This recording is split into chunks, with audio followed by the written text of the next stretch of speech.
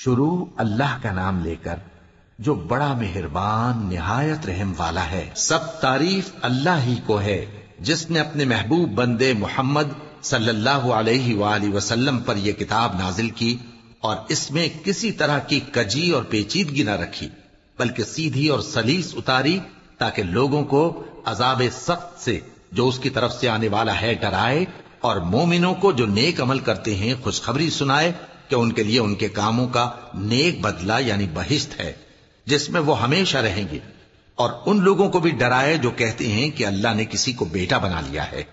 ان کو اس بات کا کچھ بھی علم نہیں اور نہ ان کے باپ دادا ہی کو تھا۔ یہ بڑی سخت بات ہے جو ان کے منہ سے نکلتی ہے، اور کچھ شک نہیں کہ یہ جو کچھ کہتے ہیں محض جھوٹ ہے۔ اے پیغمبر، اگر یہ اس کلام پر ایمان نہ لائیں تو شاید تم ان کے پیچھے رنج کر کر کے اپنے تئیں ہلاک کر دو گے۔ جو چیز زمین پر ہے ہم نے اس کو زمین کے لیے زینت بنایا ہے تاکہ لوگوں کی آزمائش کریں کہ ان میں کون اچھے عمل کرنے والا ہے، اور جو چیز زمین پر ہے ہم اس کو نابود کر کے بنجر میدان کر دیں گے۔ کیا تم خیال کرتے ہو کہ غار اور لوح والے ہماری نشانیوں میں سے عجیب تھے؟ جب وہ نوجوان غار میں جا رہے تو کہنے لگے کہ اے ہمارے پروردگار، ہم پر اپنے ہاں سے رحمت نازل فرما اور ہمارے کام میں درستی کے سامان مہیا کر۔ تو ہم نے غار میں کئی سال تک ان کے کانوں پر نیند کا پردہ ڈالے رکھا، یعنی ان کو سلائے رکھا، پھر ان کو جگا اٹھایا تاکہ معلوم کریں کہ جتنی مدت وہ غار میں رہے دونوں جماعتوں میں سے اس کی مقدار کس کو خوب یاد ہے۔ ہم ان کے حالات تم سے صحیح صحیح بیان کرتے ہیں۔ وہ کئی نوجوان تھے جو اپنے پروردگار پر ایمان لائے تھے، اور ہم نے ان کو اور زیادہ ہدایت دی تھی، اور ان کے دلوں کو مربوط یعنی مضبوط کر دیا۔ جب وہ اٹھ کھڑے ہوئے تو کہنے لگے کہ ہمارا پروردگار آسمانوں اور زمین کا مالک ہے، ہم اس کے سوا کسی کو معبود سمجھ کر نہ پکاریں گے۔ اگر ایسا کیا تو اس وقت ہم نے بے عقلی کی بات کی۔ ان ہماری قوم کے لوگوں نے اس کے سوا اور معبود بنا رکھے ہیں، بھلا یہ ان کے معبود ہونے پر کوئی کھلی دلیل کیوں نہیں لاتے؟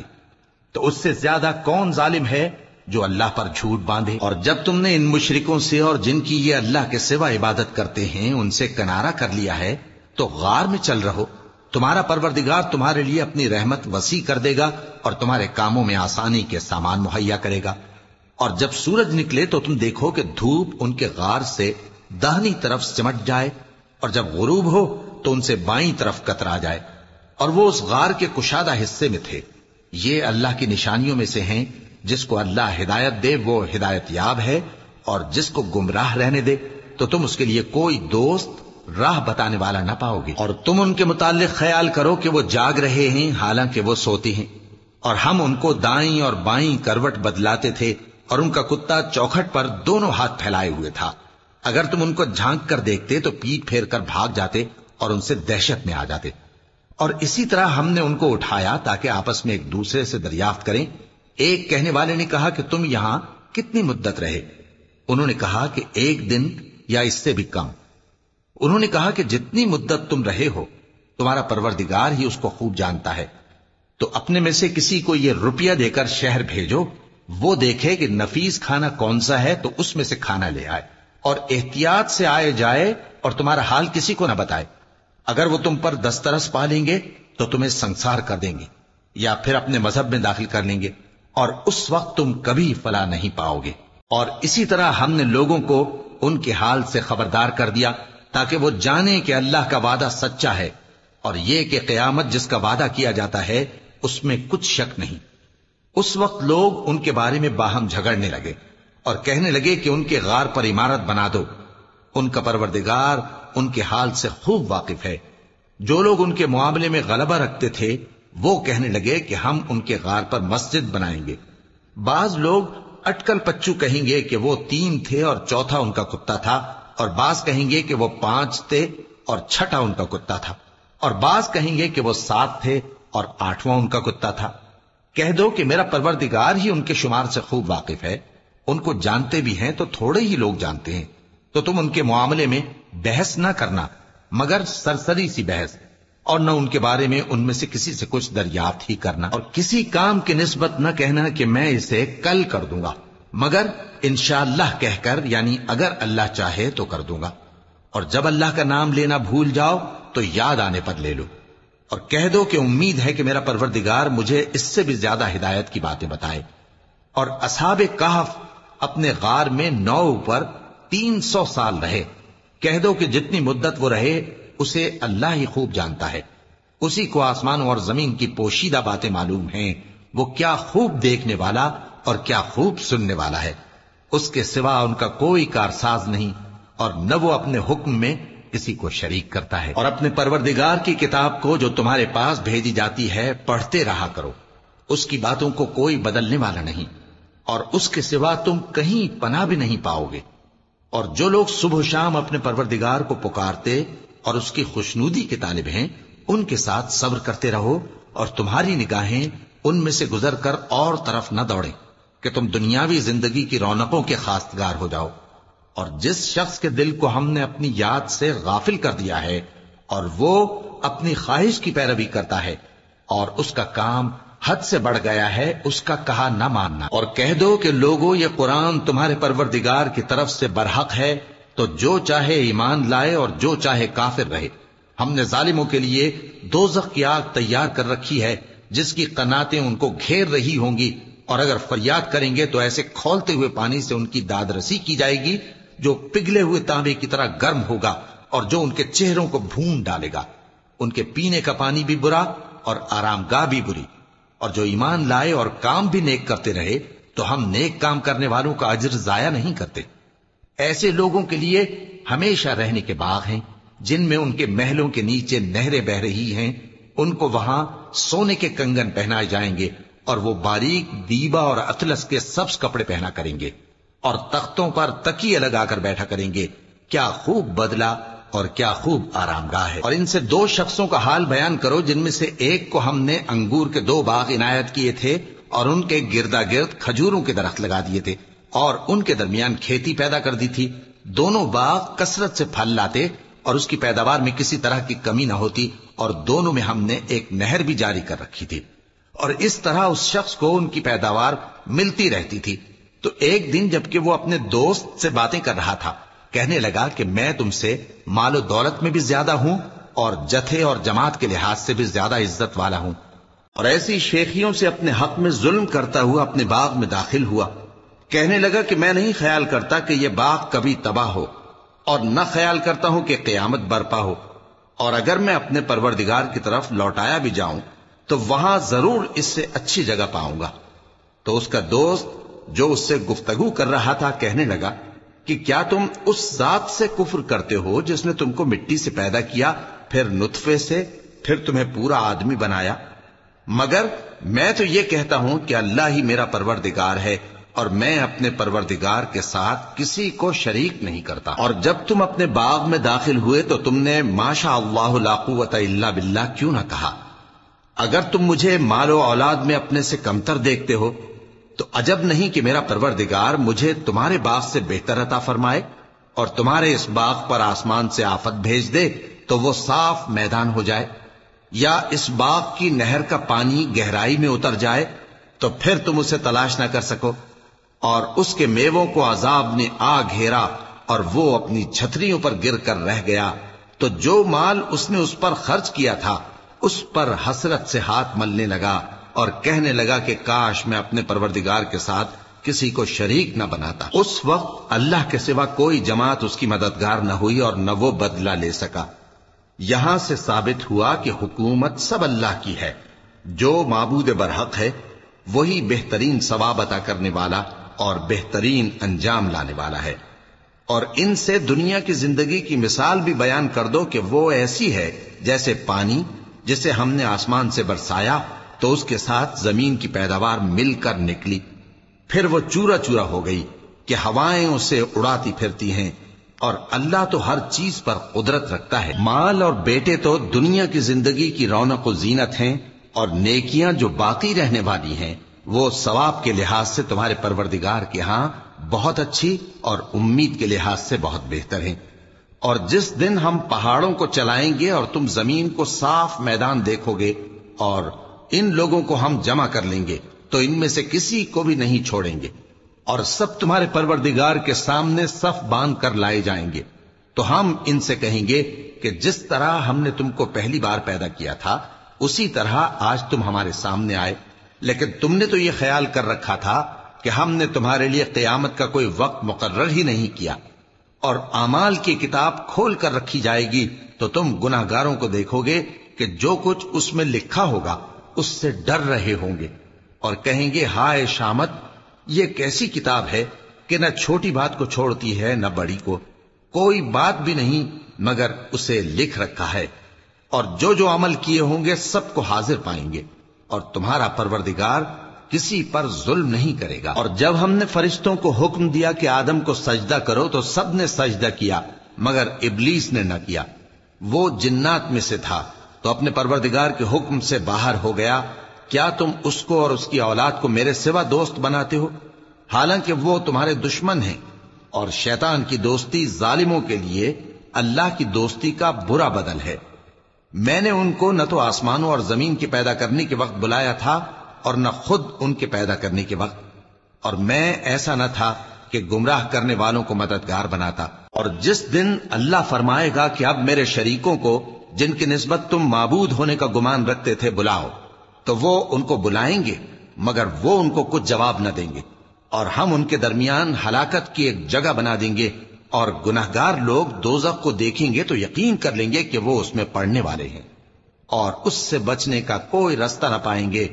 اور ہم نے اس قرآن میں لوگوں کے سمجھانے کے لیے طرح طرح کی مثالیں بیان فرمائی ہیں، لیکن انسان سب چیزوں سے بڑھ کر جھگڑالو ہے، اور لوگوں کے پاس جب ہدایت آ گئی تو ان کو کس چیز نے منع کیا کہ ایمان لائیں اور اپنے پروردگار سے بخشش مانگیں، بجز اس کے کہ اس بات کے منتظر ہوں کہ انہیں بھی پہلوں کا سا معاملہ پیش آئے یا ان پر عذاب سامنے سے آ جائے۔ اور ہم جو پیغمبروں کو بھیجا کرتے ہیں تو صرف اس لیے کہ لوگوں کو اللہ کی نعمتوں کی خوشخبریاں سنائیں اور عذاب سے ڈرائیں، اور جو کافر ہیں وہ باطل کی مدد سے جھگڑا کرتے ہیں تاکہ اس سے حق کو پھسلا دیں، اور انہوں نے ہماری آیتوں کو اور جس چیز سے ان کو ڈرایا جاتا ہے اسے ہنسی بنا لیا ہے۔ اور اس سے بڑھ کر ظالم کون، جس کو اس کے پروردگار کی آیات کے ذریعے سمجھایا گیا تو اس نے ان سے منہ پھیر لیا، اور جو اعمال وہ آگے کر چکا اس کو بھول گیا۔ ہم نے ان کے دلوں پر پردے ڈال دیے کہ اسے سمجھ نہ سکیں، اور کانوں میں ثقل پیدا کر دیا ہے کہ سن نہ سکیں، اور اگر تم ان کو رستے کی طرف بلاؤ تو کبھی رستے پر نہ آئیں گے، اور تمہارا پروردگار بخشنے والا صاحب رحمت ہے۔ اگر وہ ان کے کرتوتوں پر ان کو پکڑنے لگے تو ان پر جھٹ عذاب بھیج دے، مگر ان کے لیے ایک وقت مقرر کر رکھا ہے کہ اس کے عذاب سے کوئی پناہ کی جگہ نہ پائیں گے۔ اور یہ بستیاں جو ویران پڑی ہیں، جب انہوں نے کفر کر کے ظلم کیا تو ہم نے ان کو تباہ کر دیا، اور ان کی تباہی کے لیے ایک وقت مقرر کر دیا تھا۔ اور جب موسیٰ نے اپنے شاگرد سے کہا کہ جب تک میں دو دریاؤں کے ملنے کی جگہ نہ پہنچ جاؤں ٹلنے کا نہیں، خاص صدیوں چلتا رہوں، پھر جب وہ دونوں ان دریاؤں کے سنگم پر پہنچے تو اپنی مچھلی بھول گئے، پھر اس مچھلی نے دریا میں سرنگ کی طرح اپنا رستہ بنا لیا۔ جب آگے چلے تو موسیٰ نے اپنے شاگرد سے کہا کہ ہمارا کھانا لاؤ، اس سفر سے ہم کو بہت تکان ہو گئی ہے۔ اس نے کہا کہ بھلا آپ نے دیکھا کہ جب ہم نے اس چٹان کے پاس آرام کیا تھا تو میں مچھلی وہیں بھول گیا، اور مجھے آپ سے اس کا ذکر کرنا شیطان نے بھلا دیا، اور اس مچھلی نے عجیب طرح سے دریا میں اپنا رستہ بنایا۔ موسیٰ نے کہا یہی تو وہ مقام ہے جسے ہم تلاش کرتے تھے، تو وہ اپنے پاؤں کے نشان دیکھتے دیکھتے لوٹ گئے۔ وہاں انہوں نے ہمارے بندوں میں سے ایک بندہ دیکھا جس کو ہم نے اپنے ہاتھ سے رحمت خاص سے نوازا تھا اور اپنے پاس سے ایک خاص علم بخشا تھا۔ موسیٰ نے ان سے جن کا نام خضر تھا کہا کہ جو علم اللہ کی طرف سے آپ کو سکھایا گیا ہے، اگر آپ اس میں سے مجھے کچھ بھلائی کی باتیں سکھائیں تو میں آپ کے ساتھ رہوں۔ خضر نے کہا کہ تم میرے ساتھ رہ کر صبر نہیں کر سکو گے، اور جس بات کی تمہیں خبر ہی نہیں اس پر صبر کر بھی کیسے سکتے ہو؟ موسیٰ نے کہا اللہ نے چاہا تو آپ مجھے صابر پائیے گا، اور میں آپ کے ارشاد کے خلاف نہیں کروں گا۔ خضر نے کہا اگر تم میرے ساتھ رہنا چاہو تو شرط یہ ہے مجھ سے کوئی بات نہ پوچھنا جب تک میں خود اس کا ذکر تم سے نہ کروں۔ تو دونوں چل پڑے، یہاں تک کہ جب کشتی میں سوار ہوئے تو خضر نے کشتی کو پھاڑ ڈالا۔ موسیٰ نے کہا کیا آپ نے اس کو اس لیے پھاڑا ہے کہ سواروں کو غرق کر دیں؟ یہ تو آپ نے بڑی عجیب بات کی۔ پناہ مانگتا ہوں میں اللہ کی شیطان مردود سے۔ شروع اللہ کا نام لے کر جو بڑا مہربان نہایت رحم والا ہے۔ خضر نے کہا کیا میں نے نہیں کہا تھا کہ تم میرے ساتھ صبر نہ کر سکو گے؟ موسیٰ نے کہا کہ جو بھول مجھ سے ہوئی اس پر مواخذہ نہ کیجیے اور میرے معاملے میں مجھ پر مشکل نہ ڈالیے۔ پھر دونوں چلے، یہاں تک کہ رستے میں ایک لڑکا ملا تو خضر نے اسے مار ڈالا۔ موسیٰ نے کہا کہ آپ نے ایک بے گناہ شخص کو ناحق بغیر قصاص کے مار ڈالا، یہ تو آپ نے بری بات کی۔ خضر نے کہا کیا میں نے نہیں کہا تھا کہ تم سے میرے ساتھ صبر نہیں ہو سکے گا؟ انہوں نے کہا کہ اگر میں اس کے بعد پھر کوئی بات پوچھوں یعنی اعتراض کروں تو مجھے اپنے ساتھ نہ رکھیے گا کہ آپ میری طرف سے عذر کے قبول کرنے میں حد کو پہنچ گئے ہیں۔ پھر دونوں چلے، یہاں تک کہ گاؤں والوں کے پاس پہنچے اور ان سے کھانا طلب کیا۔ انہوں نے ان کی ضیافت کرنے سے انکار کیا۔ پھر انہوں نے وہاں ایک دیوار دیکھی جو گرا چاہتی تھی تو خضر نے اس کو سیدھا کر دیا۔ موسیٰ نے کہا کہ اگر آپ چاہتے تو ان سے اس کا معاوضہ لے لیتے تاکہ کھانے کا کام چلتا۔ خضر نے کہا کہ اب مجھ میں اور تم میں علیحدگی، مگر جن باتوں پر تم صبر نہ کر سکے میں ان کا تمہیں بھید بتائے دیتا ہوں کہ وہ جو کشتی تھی غریب لوگوں کی تھی جو دریا میں محنت کر کے یعنی کشتیاں چلا کر گزارا کرتے تھے، اور ان کے سامنے کی طرف ایک بادشاہ تھا جو ہر اچھی کشتی کو زبردستی چھین لیتا تھا، تو میں نے چاہا کہ اسے عیبدار کر دوں تاکہ وہ اسے غصب نہ کر سکے۔ اور وہ جو لڑکا تھا اس کے ماں باپ دونوں مومن تھے، ہمیں اندیشہ ہوا کہ وہ بڑا ہو کر بد کردار ہوگا تو کہیں ان کو سرکشی اور کفر میں نہ پھنسا دے، تو ہم نے چاہا کہ ان کا پروردگار اس کی جگہ ان کو اور بچہ عطا فرمائے جو اخلاقی پاکیزگی میں بہتر اور محبت میں زیادہ قریب ہو۔ اور وہ جو دیوار تھی سو 2 یتیم لڑکوں کی تھی جو شہر میں رہتے تھے، اور اس کے نیچے ان کا خزانہ دفن تھا، اور ان کا باپ ایک نیک آدمی تھا۔ تو تمہارے پروردگار نے چاہا کہ وہ اپنی جوانی کو پہنچ جائیں اور پھر اپنا خزانہ نکالے۔ یہ تمہارے پروردگار کی مہربانی ہے، اور یہ کام میں نے اپنی طرف سے نہیں کیے، یہ ان باتوں کی حقیقت ہے جن پر تم صبر نہ کر سکے۔ اور تم سے ذوالقرنین کے بارے میں دریافت کرتے ہیں، کہہ دو کہ میں اس کا کسی قدر حال تمہیں پڑھ کر سناتا ہوں۔ ہم نے اس کو زمین میں بڑا اقتدار دیا تھا اور ہر طرح کا سامان اس کو عطا کیا تھا، تو اس نے ایک سفر کا سامان کیا، یہاں تک کہ جب سورج کے غروب ہونے کی جگہ پہنچا تو اسے ایسا پایا کہ ایک کیچڑ والے چشمے میں ڈوب رہا ہے، اور اس چشمے کے پاس ایک قوم دیکھی۔ ہم نے کہا ذوالقرنین تم ان کو خواہ تکلیف دو خواہ ان کے بارے میں بھلائی اختیار کرو، دونوں باتوں کی تم کو قدرت ہے۔ ذوالقرنین نے کہا کہ جو کفر و بد کرداری سے ظلم کرے گا اسے ہم سزا دیں گے، پھر وہ اپنے پروردگار کی طرف لوٹایا جائے گا تو وہ بھی اسے بڑا عذاب دے گا، اور جو ایمان لائے گا اور عمل نیک کرے گا اس کے لیے بہت اچھا بدلہ ہے، اور ہم اپنے معاملے میں اس سے نرم بات کہیں گے۔ پھر اس نے ایک اور سامان سفر کیا، یہاں تک کہ سورج کے طلوع ہونے کے مقام پر پہنچا تو دیکھا کہ وہ ایسے لوگوں پر طلوع ہوتا ہے جن کے لیے ہم نے دھوپ سے بچاؤ کی کوئی اوٹ نہیں بنائی تھی۔ حقیقت یوں ہی تھی، اور جو کچھ اس کے پاس تھا ہم کو سب کی خبر تھی۔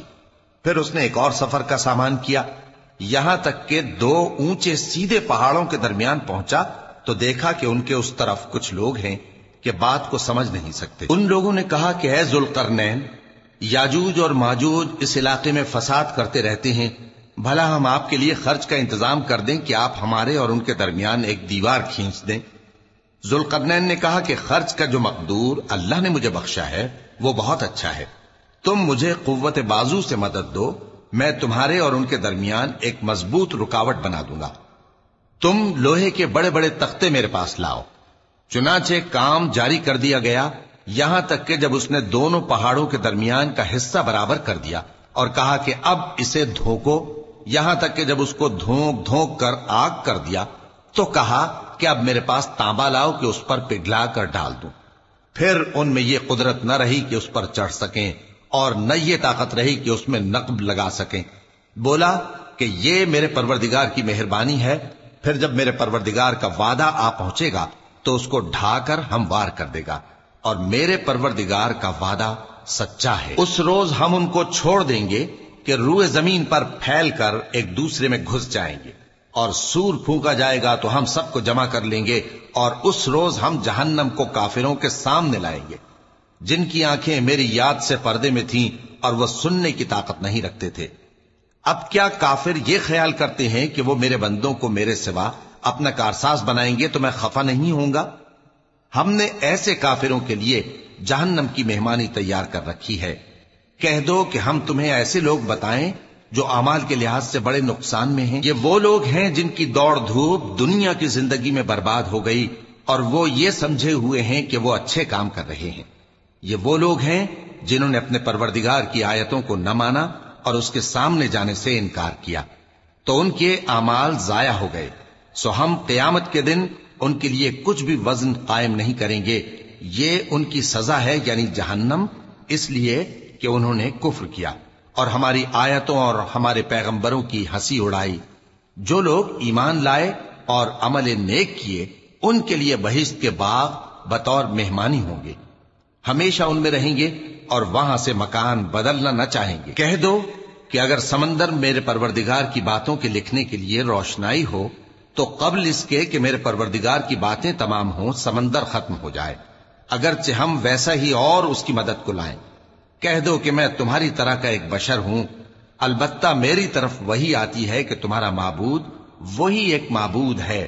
تو جو شخص اپنے پروردگار سے ملنے کی امید رکھے چاہیے کہ عمل نیک کرے اور اپنے پروردگار کی عبادت میں کسی کو شریک نہ بنائے۔